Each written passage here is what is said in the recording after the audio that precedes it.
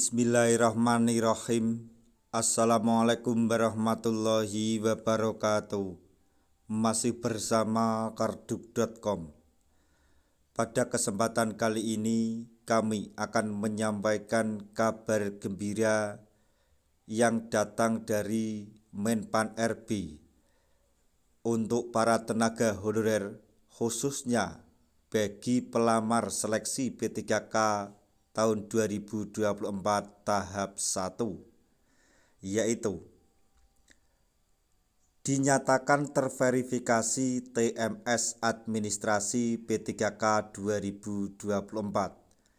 Tenaga honorer ini tetap akan diangkat menjadi P3K dengan mekanisme ini. Untuk mengetahui lebih lanjut silahkan simak video ini sampai selesai. Tapi sebelum kami lanjutkan, bagi rekan-rekan yang baru menemukan channel ini, tekan like dan subscribe-nya, dan juga tekan lonceng notifikasinya supaya nanti bisa mengetahui informasi terbaru terkait dengan seleksi P3K atau pengangkatan tenaga honorer menjadi ASN P3K tahun 2024. Sekarang, mari kita simak dan cermati penjelasan yang ada di video ini supaya nanti tidak gagal paham.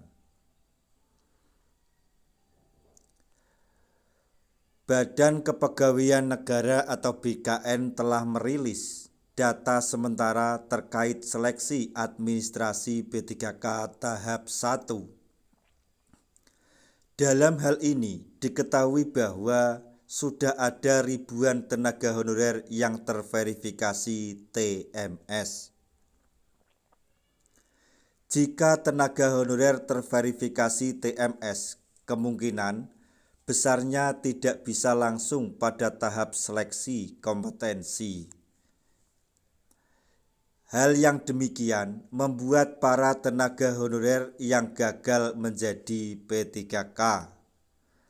Lantas, bagaimana dengan janji akan menyelesaikan penataan tenaga honorer di tahun 2024? Dilansir melalui pasal 66 Undang-Undang ASN Nomor 20 Tahun 2023 disebutkan bahwa penataan tenaga honorer tenaga honorer wajib diselesaikan paling lambat tanggal 24 Desember 2024. Pegawai non-ASN atau nama lainnya wajib diselesaikan penataannya paling lambat Desember 2024. Dan sejak undang-undang ini mulai berlaku, instansi pemerintah dilarang mengangkat pegawai non-ASN atau nama lainnya selain pegawai ASN, bunyi pasal 66 Undang-Undang ASN Nomor 20 Tahun 2023. Hal tersebut telah dibuktikan oleh pemerintah, namun tetap saja para tenaga honorer masih belum menerima ketentuan. Sehingga masih banyak tenaga honorer yang terverifikasi TMS pada tahap administrasi. Apakah Anda termasuk bagian tenaga honorer yang terverifikasi TMS?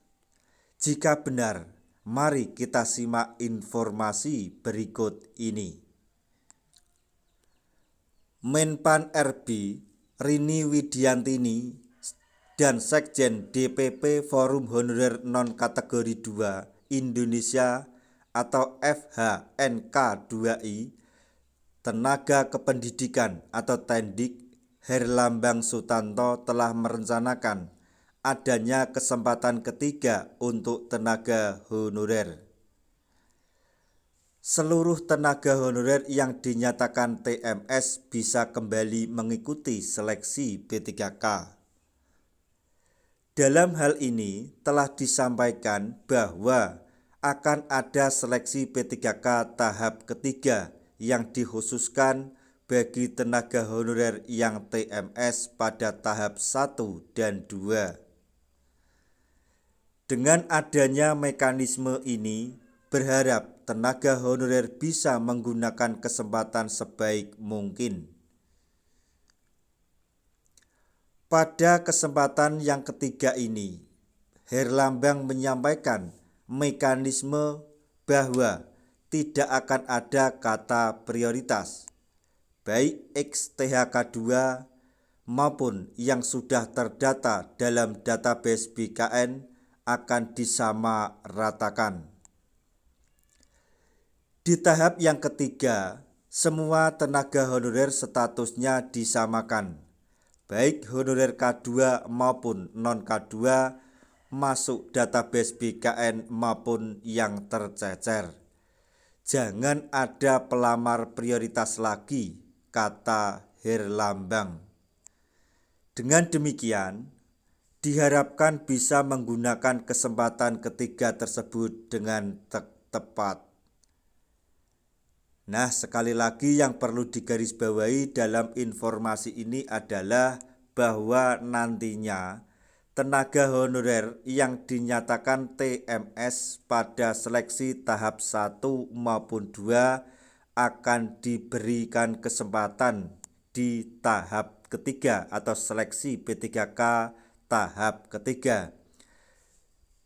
Di situ nanti atau di tahap yang ketiga nanti tidak ada istilah prioritas. Jadi baik itu honorer K2 dalam database BKN maupun di luar non database di BKN akan dianggap sama tanpa prioritas. Jadi gunakanlah sebaik mungkin.